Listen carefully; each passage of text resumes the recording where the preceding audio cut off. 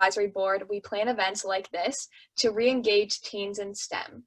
And we do this through a range of different events that are all occurring virtually right now. So tonight you'll get to hear more about our Falling into STEM science competition, and you'll receive tips from a couple of our Teen Advisory Board members, as well as from a couple of STEM leaders and teachers in our community. If you could please mute your mics, but you can keep your videos on. And then also feel free to put questions in the chat throughout the event, whether those questions are for the speakers or for the competition itself. And then we'll get to answer those at the end. Now I'm going to hand it over to Sydney, one of our MCs, and thank you all for coming. Thank you, Claire. Hi, I'm Sydney. I'm also a Teen Advisory Board member at the Science Fair here, or Science Center. I'm going to start you guys off by talking about our Falling into STEM event.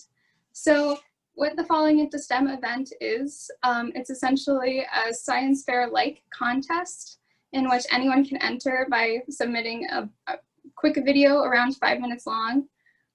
So you will record yourself doing a science experiment of some sort or explaining some sort of scientific phenomenon.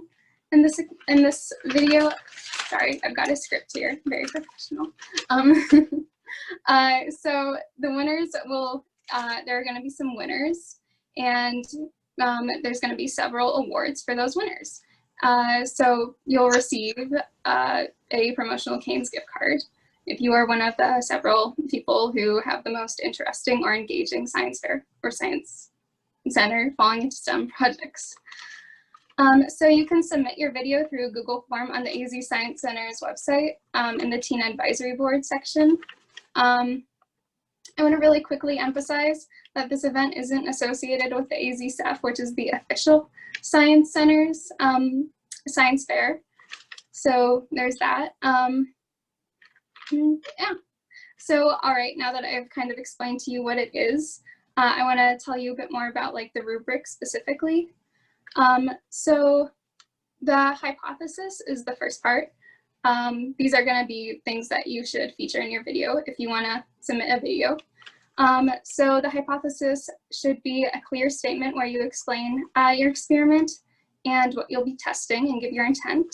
And then the next slide, you will be giving your analysis, which is where you clearly present your data relating to your hypothesis. And then, so after that, then you want to give your purpose, which is basically you just identifying the reason for doing the experiment. And then the presentation is going to be, or presentation slash delivery will be the actual physical like presenting of the experiment on camera. Be sure to speak clearly so we actually know your thought process throughout the experiment. Finally, for the conclusion portion, you will tie all of your ideas together.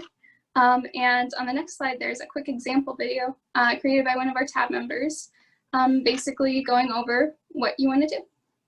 So could you play that? That'd be great.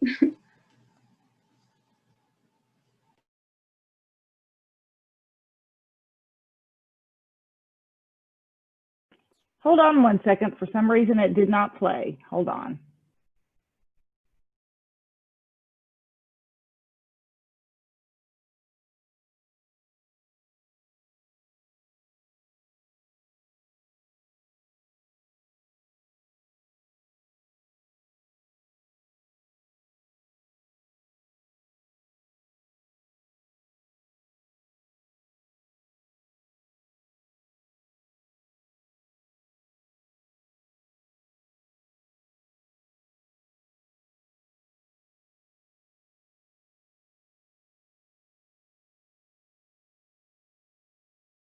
Technical difficulties, you gotta love them.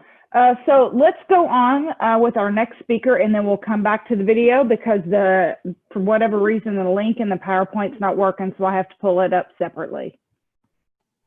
All right, so now that I've already explained to you though, what basically our Falling into STEM project is about, or system, okay, so we're gonna move on to this event right here.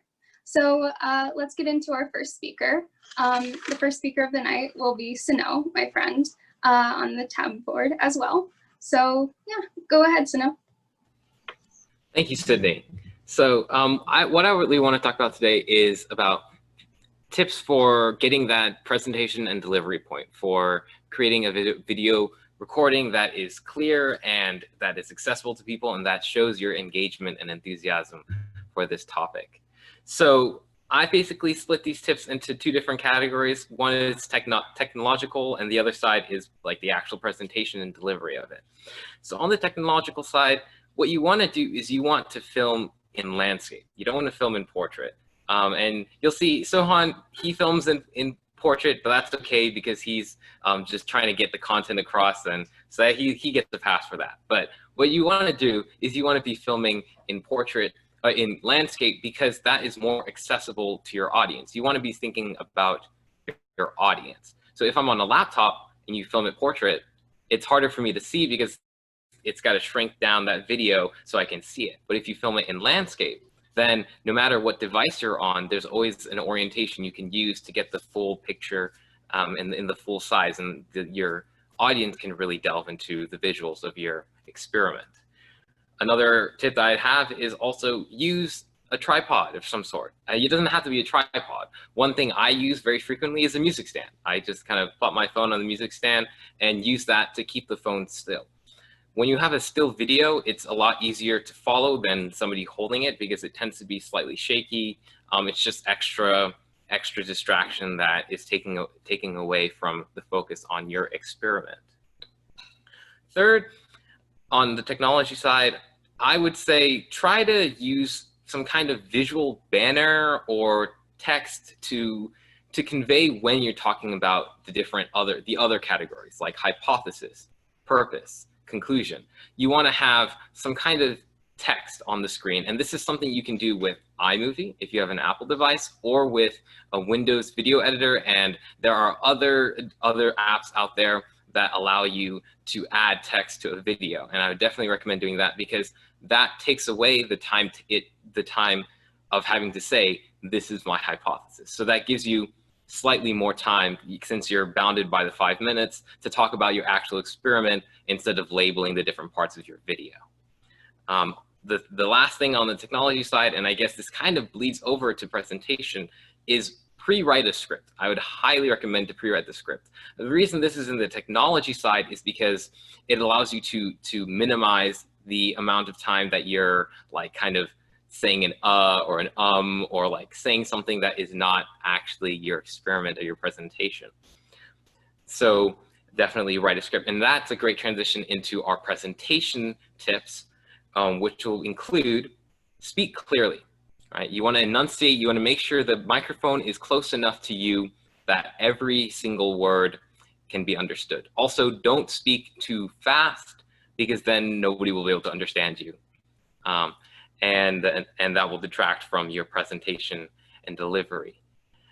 The second tip under the presentation is do something, and this actually relates to the actual project, do something you are excited about and that makes you enthusiastic, because that will translate into how you speak about it and the vocal inflections you have and how engaging your voice is when you actually talk about the topic. If I'm talking about something I love, I'm much more likely to be engaging in the way I speak because I'm sharing something that made me amazed. So those are my tips. I can probably type those up and we can put a link on the website or something for that. And there'll also be this video to go back to. But yeah, those are my tips. Those are my technology and presentation tips for how to create a presentation that is visually and auditorially engaging and that can get you that presentation and delivery point. So now that I talked about that, I want to transition to the Vice President of our Teen Advisory Board, Sohan, and he's going to talk about some other tips and best practices. Okay. Thank you, Sanu, for the very kind transition. And of course, looking at Sanu's presentation, I found out everything that was wrong about my video. So when you look at my video, as an example, just look at the content, just pretend that the video missteps are not there.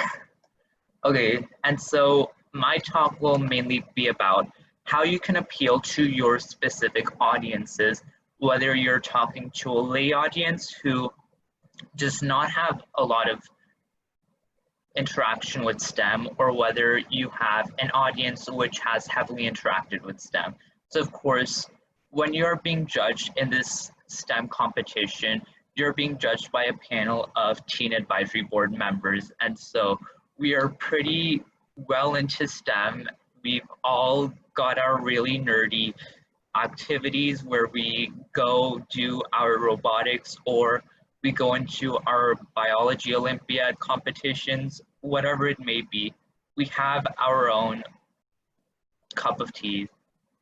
And so this is just for a general talk, but whenever you're speaking to a mixed audience, you want to appeal to the majority, not the minority. And so if you have a large amount of lay audience members who don't really have the nitty-gritty details of the subject in mind, you want to appeal to them, and you might want to cover the initial concept of what a acid-base reaction might be, or what a synthesis reaction might be, because the lay audience might not understand those concepts, and you obviously don't want to leave the majority of the audience in the dust. But if you are lucky enough to have a really STEM-focused audience, you do have the liberty of going into the finer details. But one thing which you might do is spend more time on one specific component, deterring your presentation to be more focused on, okay, how does the reaction occur on a molecule to molecule level, rather than what is this experiment about? And so when you are appealing to this STEM audience, you do want to keep the bigger picture in mind of you are conveying a experiment, and you do want to get through the flow of purpose, hypothesis, methodology, and discussion. Additionally, when you do speak about the importance and the discussions of your results, you should go into the details of why your experiment is quite useful, important, or valuable to us as a society, and go into the intrinsic idea as to why science is a beautiful concept. Now, a lot of individuals might forget this, and I learned this from a really cool professor at ASU, Dr. Newman. And so he went into the details of how science is a beautiful concept. And so when you do give your presentation on, let's say, an experiment that you conducted throughout the year, and you're presenting it at ASEF or ISEF, it's important to go into the details of why society will benefit from your findings, how the individual, the day-to-day person will be impacted, and why it might be useful to, or why it might be useful to the scientific field in the future if your research is not tailored to the day-to-day person. Now, as far as presenting, Sanu did touch on this pretty well, but there are key details which do appeal to the judges really well, and they will get you ahead of the race. Now, if you speak like Optimus Prime, you're not gonna get your point across really well, but now if you speak like a human being, have some tone inflection, have tone emphasis on which concepts are important, which concepts are not important, then you will have the judges remember you. Now, obviously, we are going to be grading your well, not grading, but like we will be judging your videos. And so we will be looking at them. And after reviewing 20-some videos, obviously, we might not remember the finer details of, okay, what did this person say that was their like what type of reaction did this person do in their discussion section in their video? Now, if you do have really good presenting skills, you might be able to appeal to us in that your presentation is more memorable as a whole, and that we are amazed by your presenting skills, and we are focused on how you convey your ideas, and we focus on what your ideas are. And so I hope you enjoyed this presentation.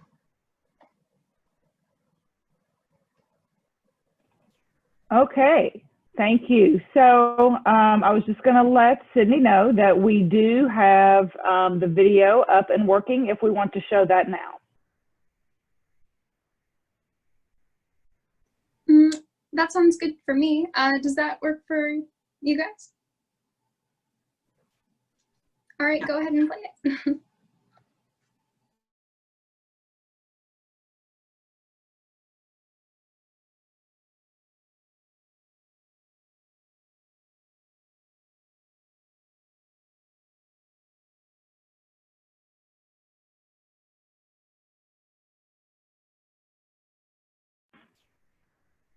Can you hear it?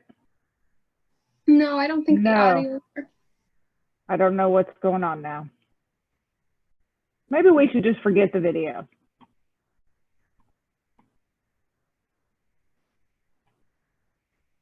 We already went over the most important points anyway, so. True. All right. No worried about the video. We'll put it on our website for anybody who wants to see it.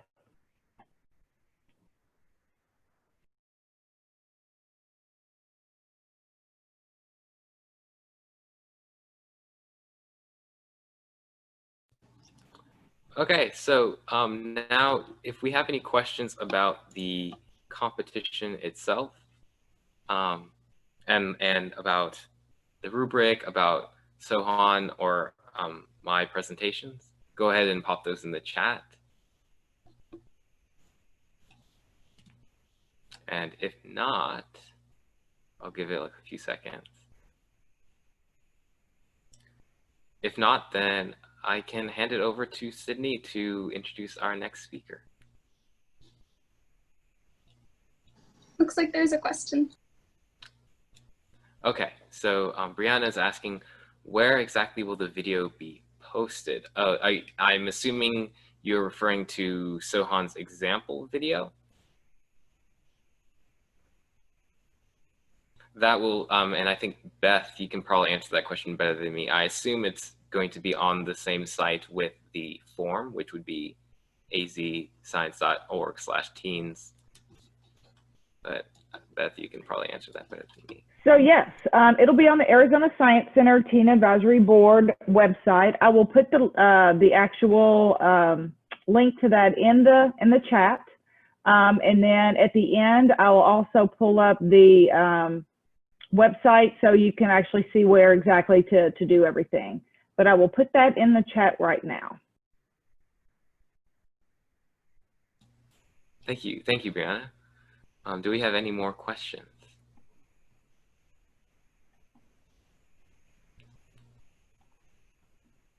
Okay. So then now I will hand it over to Sydney to introduce our next speaker.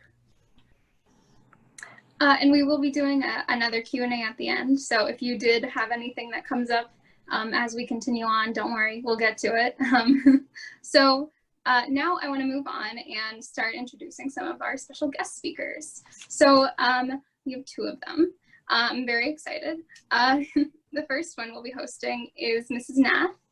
She's an innovator and entrepreneur, biology teacher, and a science enthusiast. So please give your full attention to Mrs. Nath.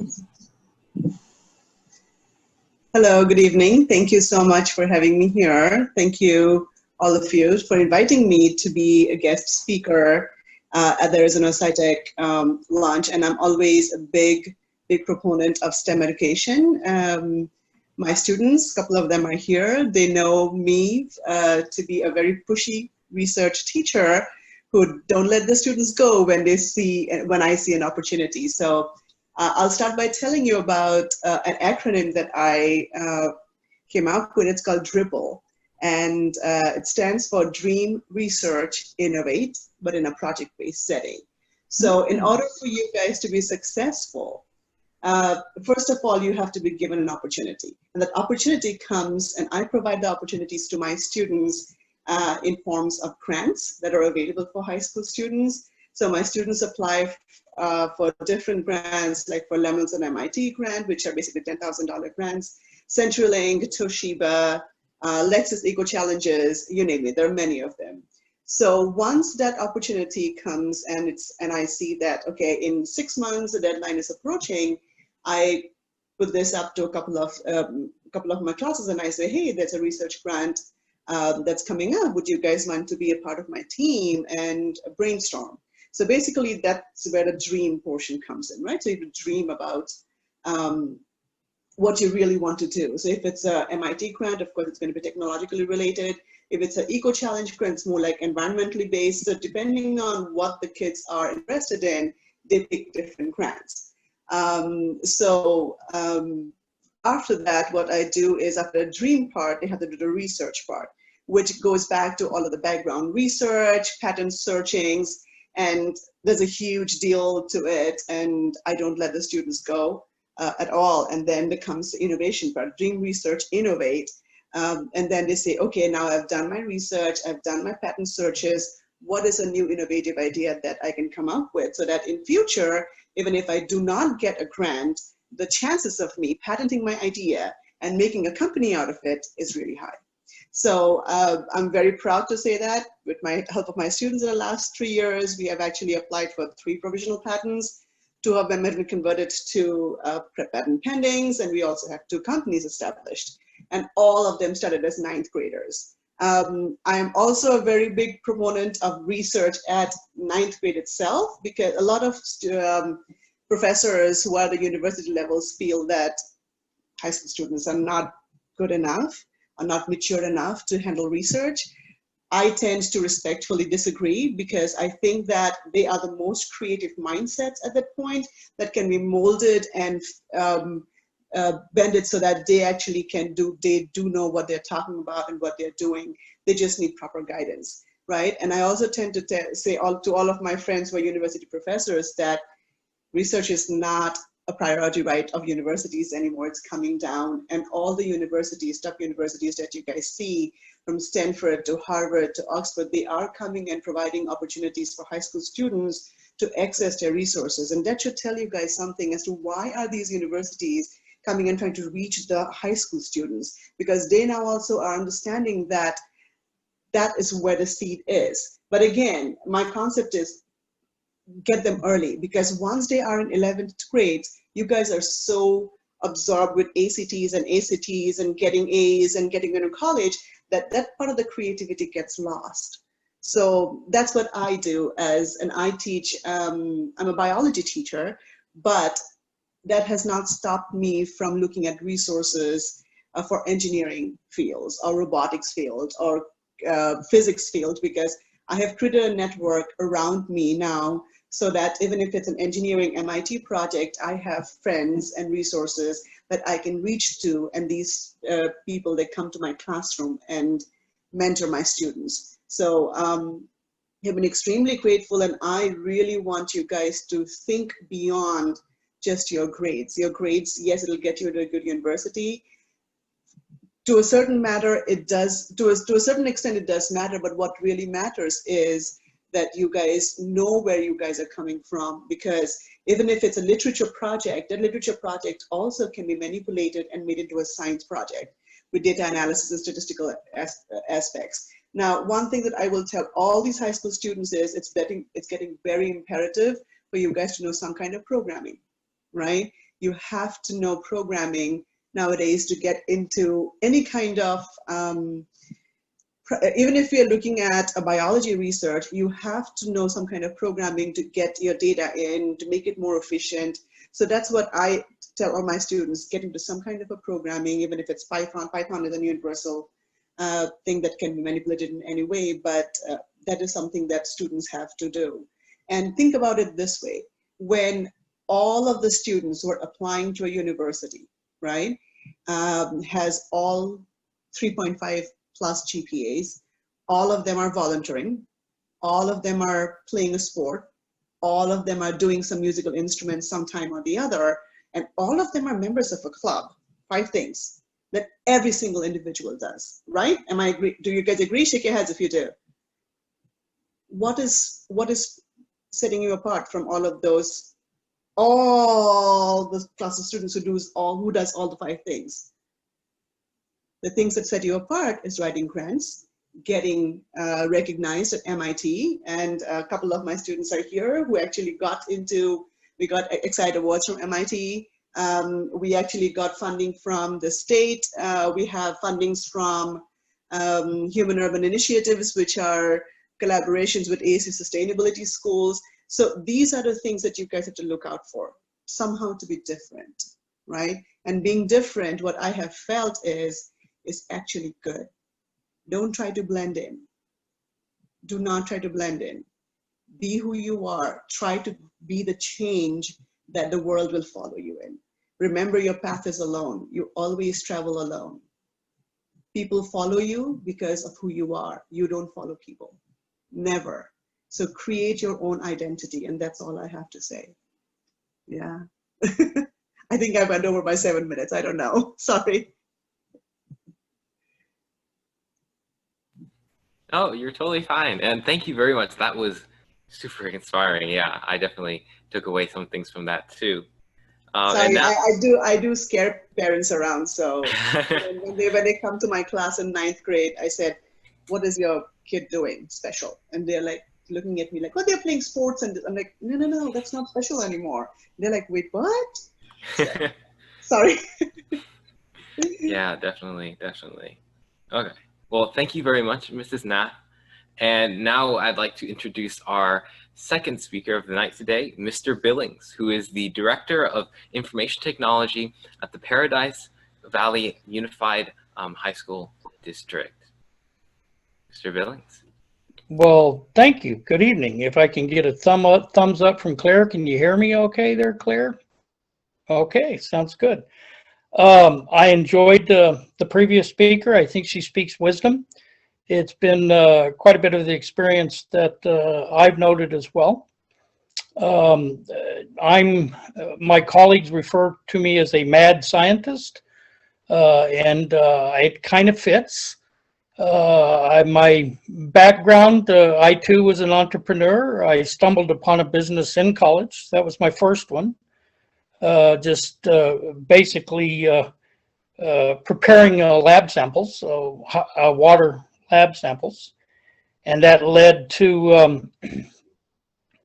about 4 different businesses over a period of years, decades actually, for about 20 years. I'm getting kind of old. You can probably tell from my crusty beard here, but I think the thing that I would advocate is to be observant. And I'm going to try to just rattle off a bunch of quasi-random thoughts and pass on some little tidbits of knowledge and things that I've learned the hard way and things that I've learned the easy way, because I actually listened to somebody and said, boy, that makes sense. My background is I grew up around university research doctorates. My father was head of geochemistry, geosciences department, Louisiana State University, University of Calgary. In fact, I lived in, I don't know, 8 or 9 different states over the first 11 years of my elementary school. So we bounced all over the place. But I fell in love with my junior high sweetheart in 1969, and we're still married. She is everything to me, and we are opposite peas in a pod. I don't know. It worked for us, so I don't know. But I say be observant, because that led to my first patent. I have 4 patents and an international patent. I got into the licensing business as well. And I would recommend to you, if you're a scientist, you may be questioned. Because once you get into the licensing business, make sure you have an exit strategy. For me, it was quite tumultuous. And I finally got to and trying to defend my patents, because a patent gives you the right to be sued, or the right to go sue other people for infringing your patent. So you have to defend it if you want to monetize it. And I started becoming, the pursuit of the dollar became more important than the pursuit of the science, which did not match my personality. So my exit strategy was I put the patents in the public domain, and to this day they're used in a university college textbooks for the bioremediation of certain kinds of hazardous waste. So, but know what you want to do. Have an exit strategy, but be observant. Where I observed my first patent, I was my kids were real little tiny things, and we got a fish tank. And it bubbled oxygen up through the, to give the fish, they had to have oxygen to live, right? I'm not a biologist. And you'll hear some doors going on. Sorry about that. It's my wife's birthday, so we've got barbecues going on. So I watched oxygen, and that led me to, holy cow, bio needs oxygen. Living things need oxygen. And oddly enough, there are microbes that use hydrocarbon chains to organic chains to, that's a food source, but you have to give them oxygen. And so all I did was bubble air into very toxic water. And it was bioremediation. And it was the start of a whole new industry, which was bioremediation of hazardous waste. So it was quite fascinating. A couple other little tidbits I'll pass on to you is this one comes from my grandfather. So we're talking, a lot of years. And he used to tell me that many of the simplest things in life are yet to be thought of. So be observant. There's a lot of things people have just not looked at quite. They haven't thought. They didn't get outside their box. So be bold, be observant. Take a look at simple things. I urge you, even though my right now for the last 20 years, I've been director of information technology. I serve on Google's advisory board and Cisco's advisory board, and so I have a knack for information technology, which I don't particularly like, but it works. So I like tweaking things. That's the mad scientist part. So I guess just think of simple things. Don't pass them by. If you go for the patents, make sure you have a primary claims. What is the essence of what you're talking about? The stronger those primary claims are, the stronger your patent is. I urge you to respect science. To me, science is the dogged pursuit of truth. And I will tell you, being a scientist, a big part of my life, 98% of my ideas fail. But every once in a while, you nail one. And so you have to go through the hypothesis and collect the data, and don't get too biased or you're in for trouble. The other thing I would encourage you to do is study some ethics and philosophy along the way. I don't think we do enough of that. Just because you can do something doesn't mean you necessarily should do something, and do the right thing for the right reason. And you have to search the core of you, and boy, ethics and philosophy that I took much later in life, oddly enough, I said, darn, I wish I'd have studied this earlier. So spend a little bit of time on it. Something went wrong. Oh, this Google Home thing's talking to me here. I don't know, with the stupid technology. Sorry about that. I would, especially in social media, I see too much of it in my current role as an IT director. I'm very concerned about it, that the amount of artificial intelligence, the amount of data analytics and correlations that are being made, I'm very concerned about it. But we have kind of a motto in our group, which is whatever you post, submit, whatever. Be helpful, kind, and specific. If you're not doing that, then what's the point? So I would do that. The other thing that I will tell you was something that a high school, let me shut the, hey, can you shut the door, please? The other thing I would tell you that I learned from a high school student this summer, we had a WIT, Women in Information Technology, is a program to try to encourage women, young women to pursue technical fields and create opportunities for them. But one of the things that they taught me this year, wearing a mask is not a task, it's a kindness.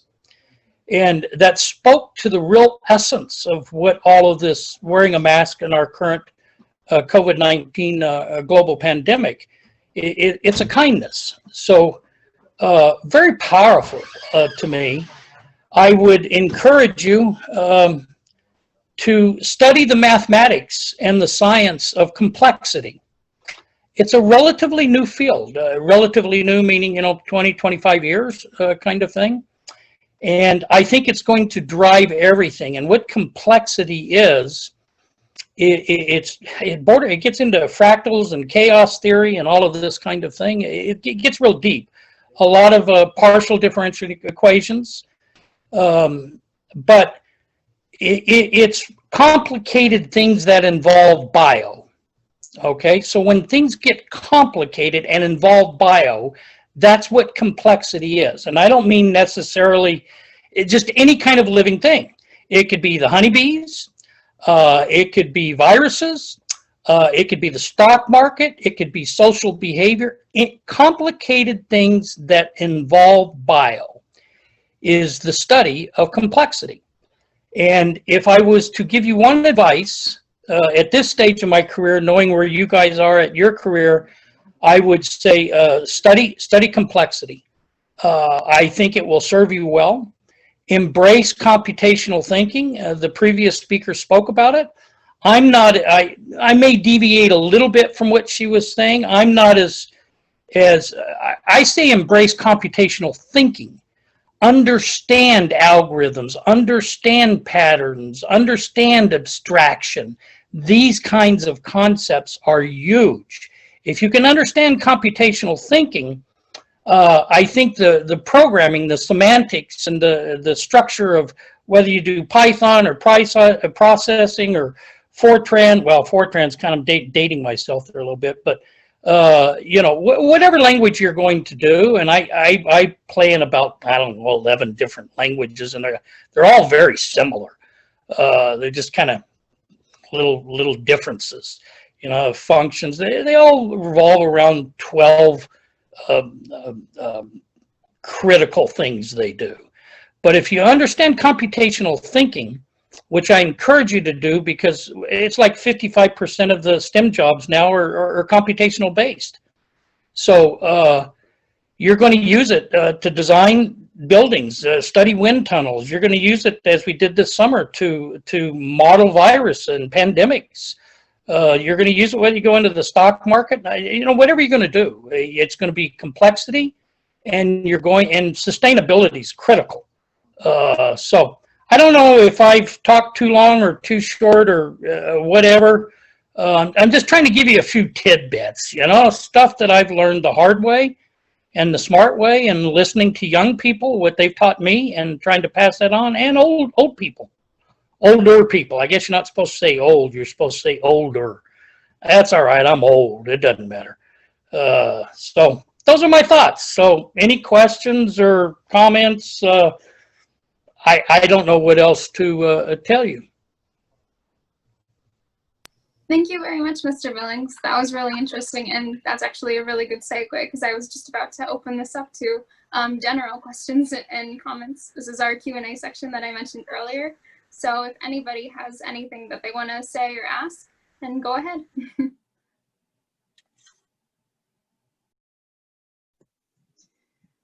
Can I ask Dr. Billings something? Dr. Billings, I would really want to have you come and speak to my students in my class, if that's okay with you. With your experience, with your wide range of experience, I think my students will benefit a lot. if you come over, and it'll be a huge honor. And I definitely want to connect with you on various different levels that I want to connect you with.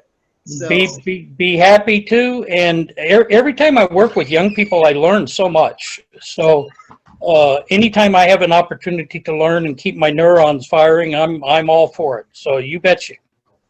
thank you so much. Thank you. I have a question. So what does DRIPL stand for? It's DRIPBL. It's Dream, Research, Innovate, Project-Based Learning. That's something that I made up.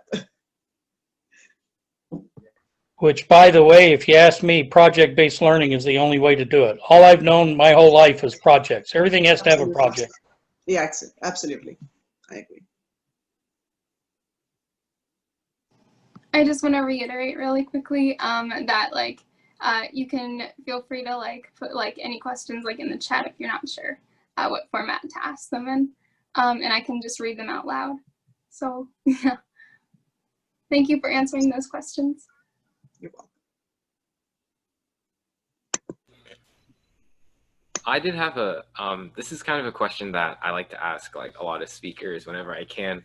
And I think the question is, this is for both of you, what is a challenge that you faced, and how did you overcome it in your journey through STEM?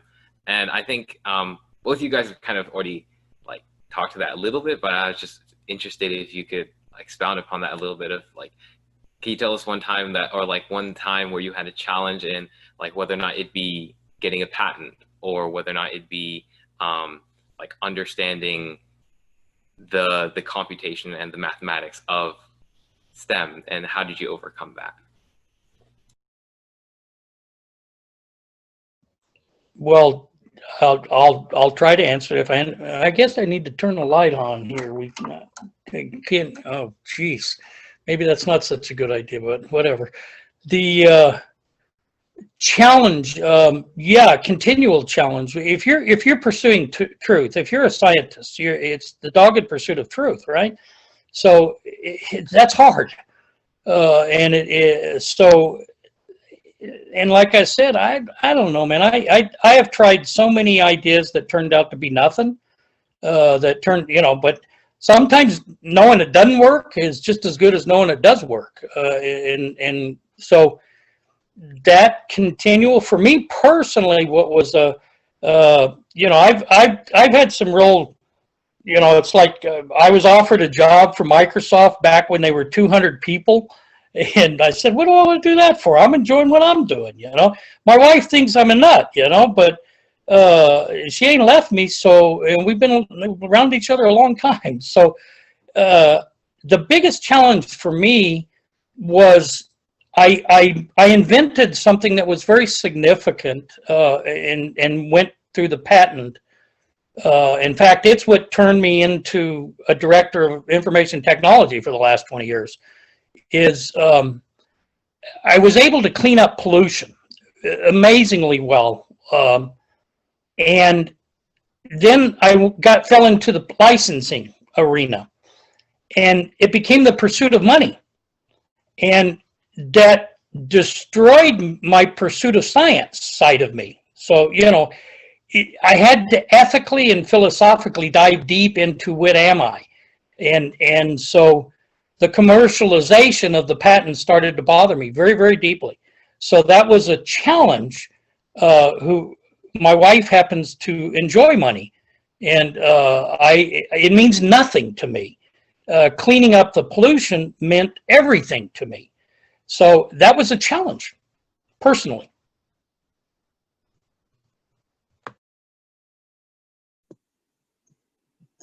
I so agree with Dr. Billings. It's just, I think my spouse is also something that's he grew up in a very poverty-ridden home, so money means a lot to him. And he is very, very conscious about how we spend money. And for me, and he tries a lot hard to save it. For me, I don't care what I'm doing, as long as I'm really happy doing what I am, that's who I am. And I don't go for money at all. It's surprising because a lot of people say, oh, you can make so much more money not being a teacher. But I'm like, I don't think so, because I do really enjoy what I do. And I'll tell you a story about, and some of my students here might already know this. When I was 16 years old, I had a boyfriend, and that guy he was able to brainwash me when I was 16 years old, because I always wanted to be a doctor. So he told me that if both of us are doctors, and if we pass the entrance examination, in India it was an entrance examination, that we're not going to have a good life. So I thought, oh, you know what? Maybe I shouldn't be a doctor. I gave up on I deliberately bumped my medical exam by marking wrong answers, okay? One of the greatest regrets in life.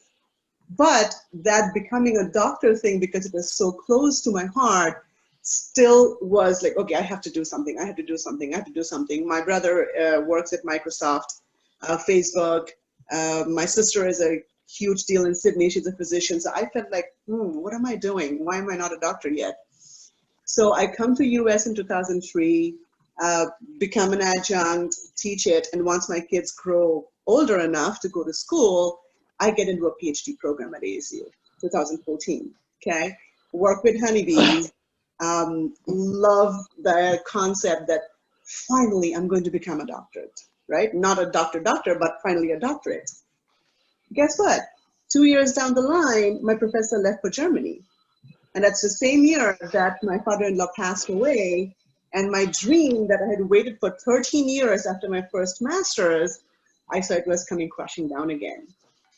So it took me a lot of determination to at least complete my 2 years of research that I did to get a second master's. So I came out with a second master's instead, but I did complete my work. It took me 4 years, from 2014 to 2018, to get back to that routine of, okay, I need to write my dissertation, I need to defend, I need to get a degree.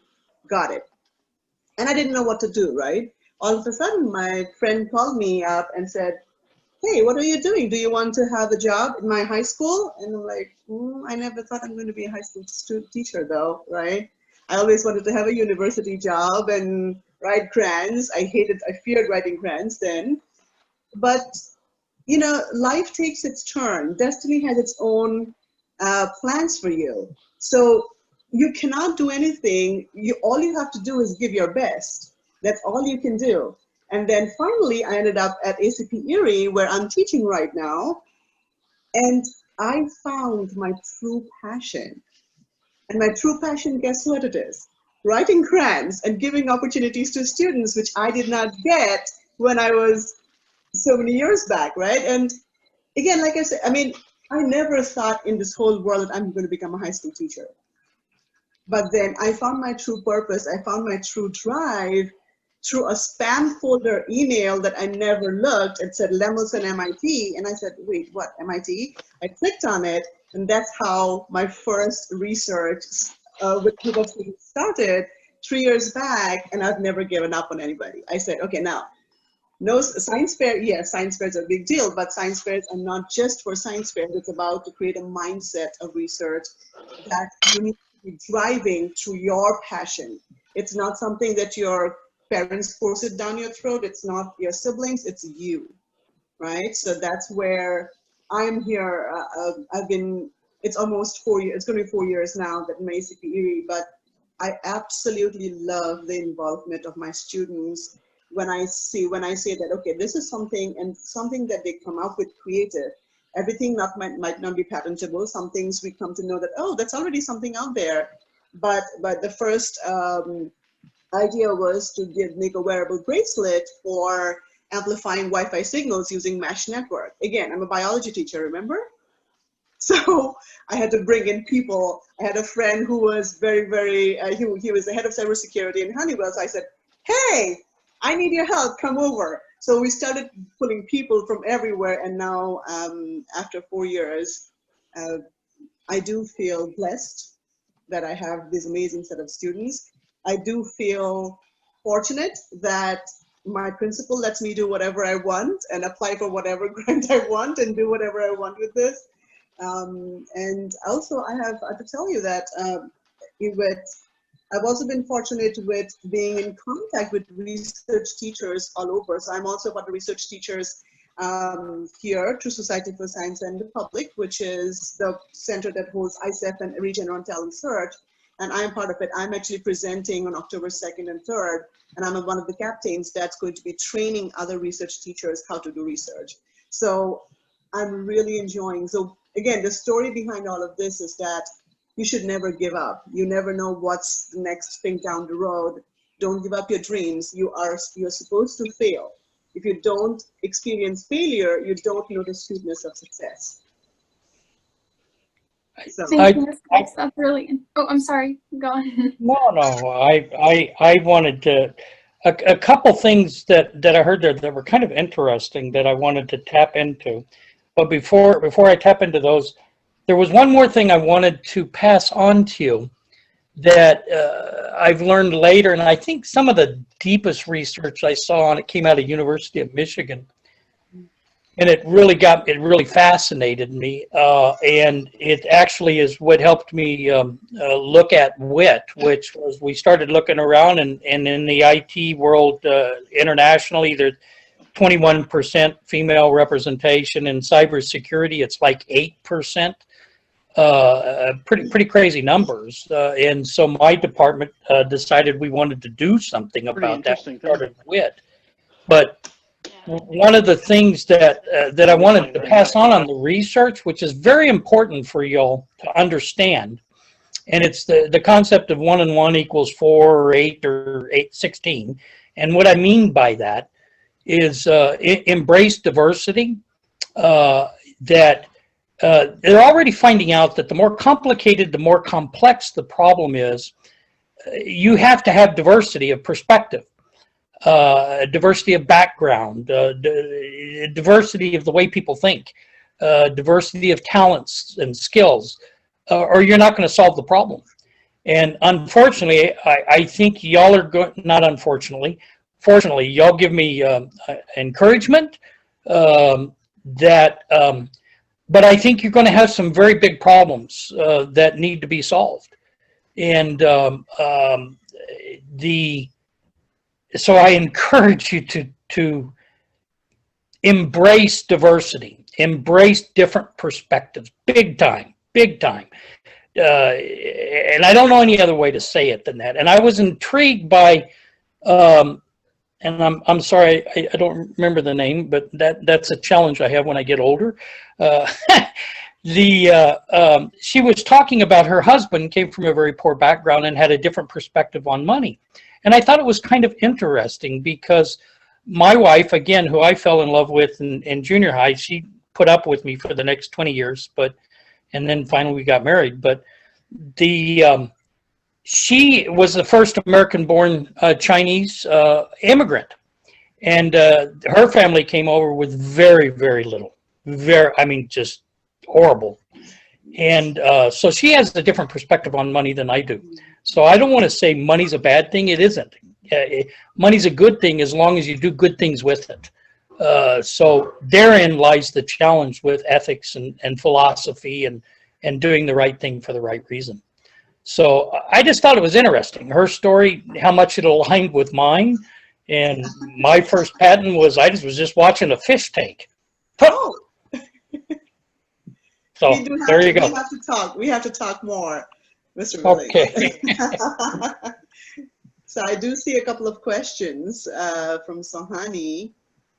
Oh, Sydney, do you want to read the questions out, or? Yeah, we've got several minutes left, and I'm not sure how we feel about going over time, but one of the questions that I saw in the chat that I think is really interesting was for both of you guys. What do you believe the best way for us as teenagers to make a substantial difference in the field of STEM is? Follow your passion. Yeah. And be bold. Listen to people. Be weird.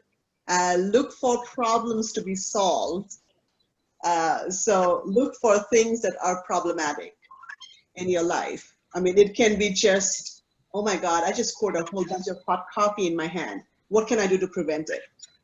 I mean, inventions and creations come from those small problems. So I always look for problems around, not in a bad way, but so that I can have my students look at it and solve it in a better way. So yeah, always be creative, always be weird. Don't forget to express yourselves and stand up for yourself if you believe in something. Then I'll pass something that my grandfather passed to me. It's okay to give out, but don't give up. It's okay to take a rest, take a break, and sometimes it's good to have a brain break and get away from it, come back at it, but you don't give up. Persistence, especially in science, because it's tough stuff. The dogged pursuit of truth is tough, but boy, is it fulfilling. Yes. I don't know. No, and I can tell from my experience, it's been very fulfilling for me because I've always been trying to figure out, why am I comparing myself with my brother and my sister, right? And now the coin has flipped. Now they are telling me, can you please stop being in the media? We are embarrassed. Stop.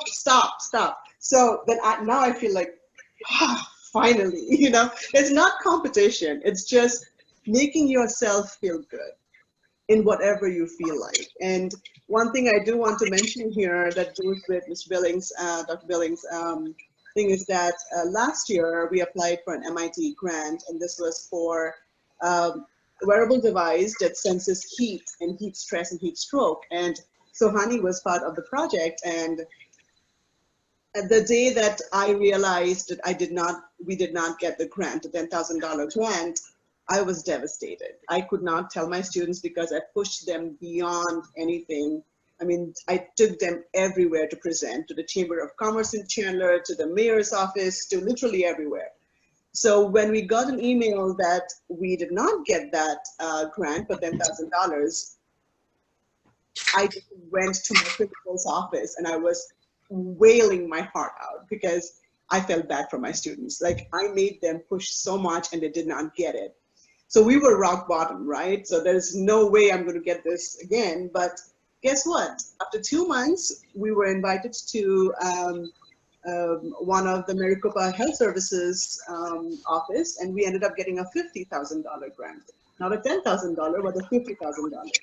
So again, it's a big deal for high school students. I know that. And they're going to get a paper out of it. And the thing is, it's good to hit rock bottom because there's nowhere else to go but up. So just remember that. Thank you. We have time for, I believe, one more question because we don't want to take too long. So last one before I hand it off to Sano to close out. For both Sydney, you're doing a great job. Thank you. I appreciate that. So the final question is, what were your initial career goals and how do you compare them to now? Listen, the high school students I come across today are just unbelievable.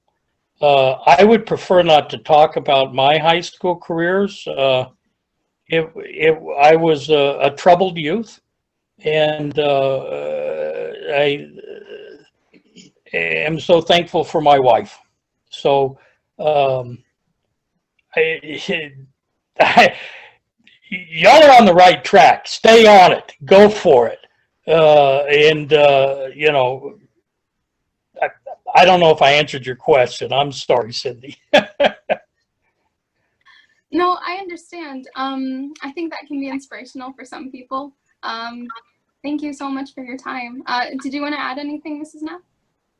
Well, I mean, for my youth, one thing I definitely knew that I would not listen to anybody except myself. So nobody else could change my mind. Even if everybody saw that I was in the wrong path, unless I decide I want to change, I would not listen to anybody. And that actually cost my PhD degree. I mean, not PhD, sorry, my doctorate degree, because everybody said, this guy is wrong for you. And I'm like, no, I don't think so. So, I mean, yes, you believe in yourself, of course, but also I think listening to your parents a little bit is good. So I don't know. It's a fun balance. It's a difficult tightrope to walk. Absolutely. Thank you both so much for coming and speaking with us today. Sohan, would you like to close out? Okay, so first off, I just wanted to say that I personally think that this was my favorite webinar to attend as a teen advisory board member. I think even with like two amazing speakers, we had amazing synergy between both of them. And I just want to express my gratitude to both Mrs. Nath and Mr. Billings for being so inspirational and giving your scoops and thoughts on wisdom. So, of course, thank you to everyone that did attend. And first off, I just want to say that Sydney and Sanu, you guys did an amazing job at both emceeing and sort of taking the head on starting this event. And so I'm excited to see what's going to happen the next 2 weeks. And before we leave and close off, just stay tuned for our virtual escape room that's going to come up soon, probably in the next week or two.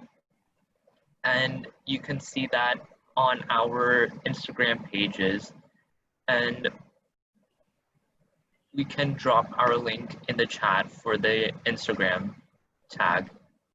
And of course, thank you to the speakers first and foremost. So yes. Can I quickly request something?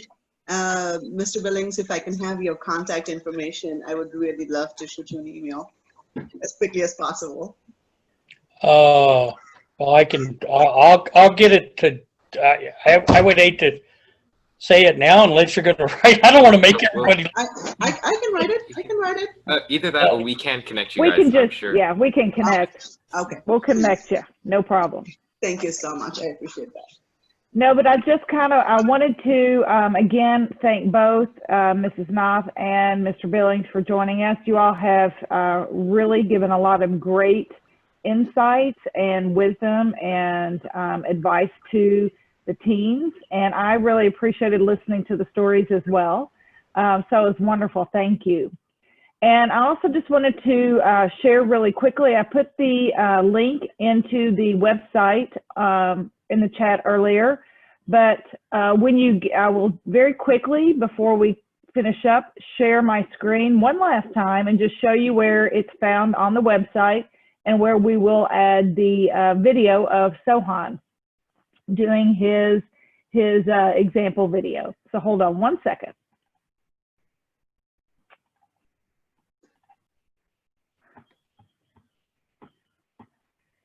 All right, so if you go to the Arizona Science Center website, you can see with the link up here, you can go up to search, or not search, but under search at events and programs, find the Teen Advisory Board. When you click on it, you got some information. There are videos of our some of our other virtual events we've held. And then right here, it talks about the Teen Advisory event, and here is where you can go and submit your videos. So it's a Google Doc, and in that Google Doc is a place to upload your video and sign a photo release form so that we can use it in our social media, hopefully. So if that's about it I have on that. So we're looking forward to getting your all submissions. Submissions will be taken from today up until October the 5th. That way we have plenty of time to go through them and judge them. And then on October 8th, we will be having a closing ceremony where we will be announcing winners and having other speakers. So thank you all.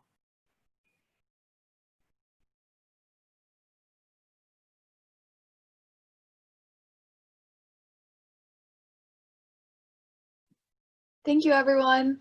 Bye. Thank you. Bye.